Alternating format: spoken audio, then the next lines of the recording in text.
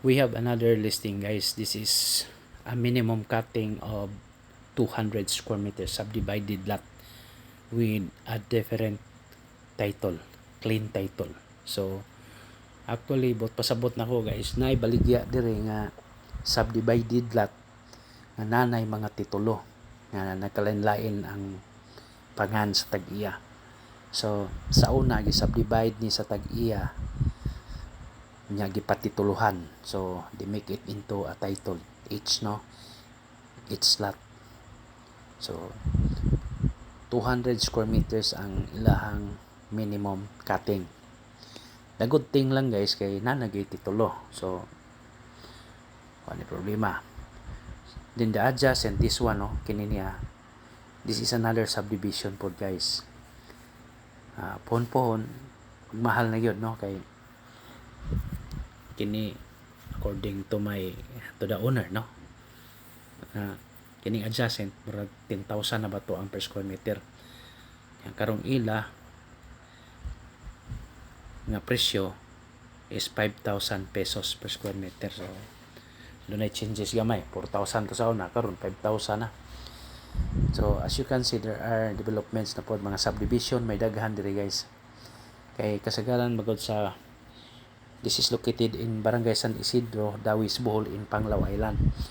Kung pasabot, guys, kining location na belongs to one island, which is the Panglao Island. So just few minutes drive from White Sand Beaches, no, katong sa Alona. Then apo dia diri sa may Libaong, sa daghan og White Sand beaches because this is a tourist destination. So uban mo invest yun kay this is really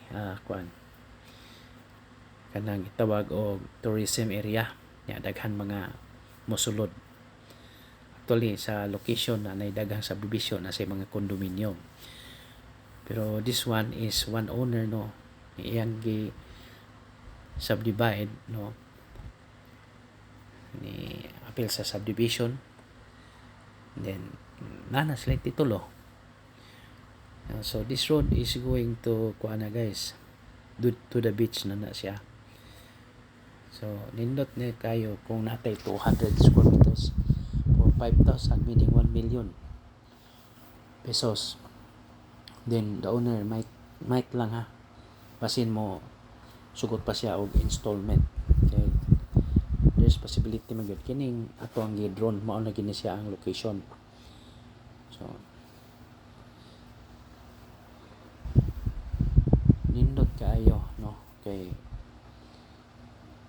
for example gusto lang kang mo invest kay mo kuan ka og nakay plano, instead nga mapalit kag subdivision nya gusto makagdako-dako ng area 200 square meters mo ni subdivided lot palita nga naanay titulo. Kita nag-ingon ako sa post nga kung palit gani tag daghan na kayong subdivided lot ron panahon na online, pero kung gusto ka makasiguro kanang naanay titulo palita nya, kung kuan atong partition by heirs bisag wa pay titulo basta sigurado ka mga tag-iya gud ang nag subdivide ana, kay sharing man na nila. For example, ilahang ginikanan namatay na nya ang yuta gamay ra, di po na mahimong bahin ng gagmay ra pod kaayo. So or doon ay portion nga dili patas ang patag, walang decision kasagaran i-porcel jud baligyag kasa, then ang profit mo to'y bahinon. So in this case lahi ni siya, guys. Sa una man gud napoy mga subdivided lot daghan, no, karon kay na-approve man ang ilang subdivided lot, then natituluhan pa gyud. So this is the time, no, opportunity sa gusto ka maghimog container house, nindot kayo. So kita ng dagat, no, meaning few minutes drive ra gyud na siya, guys, from the White Sand Beaches. So kung if you want, no, nga magbalay ka, nindot sa diri kay medyo quiet ba, more or less nasa mga 150 meters from the highway. Then ang yang road is 6 meters wide ni guys. Nagsabot na mi sa tag-iya ni kay nagyod sa ilang plano nga is 6 meters wide. Ya naay gi-forward nga map no. Kay gisirkulan ang atbang atong gisirkulan mao na lang ang available pilar po nakabuhok. So that is the road no. Subdivision sad na daghan. Subdivision guys.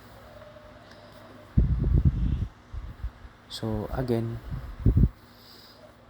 naapay mga subdivided lot with clean title ang available ani nga atong gi-post no online or atong gikuha drone video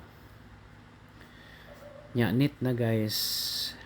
For example kita na mobayad sa capital gain lock stamp pero may problema kay gamay ra man na, let's say 1 million o pila may capital gain and lock stamp is 7.5%, so 75,000 na transfer fee gamay which is 0.005% or 1/2 of 1% mo na atong bayaran. So mo na naka-advantage guys no. So again no, so diha no sa kinan nato sulod ka diha.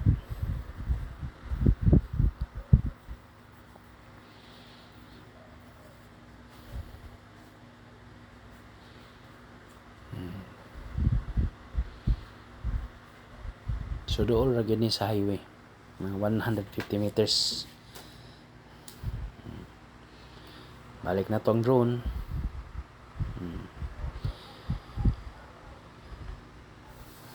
Daghan mga development sa silinganan guys. Murag mo na mga rason o reason why nga pataas na po presyo kay nagmahal na magyud pod ang tanan.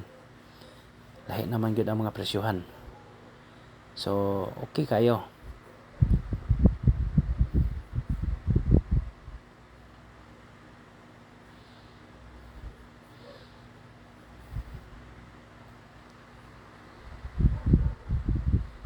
So kani mga drone shots na atong gikuan no.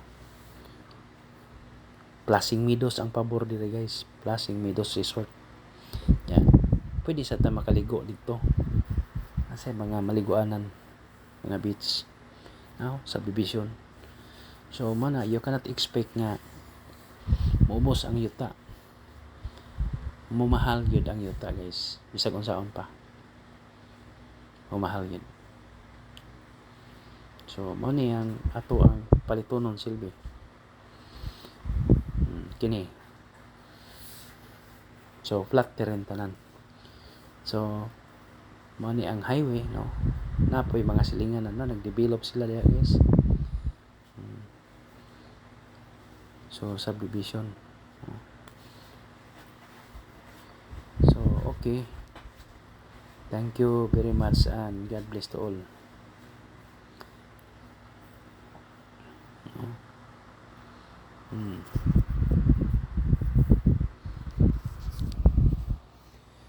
Kini subdivision na gini. Duol ra ni atong ibaligya.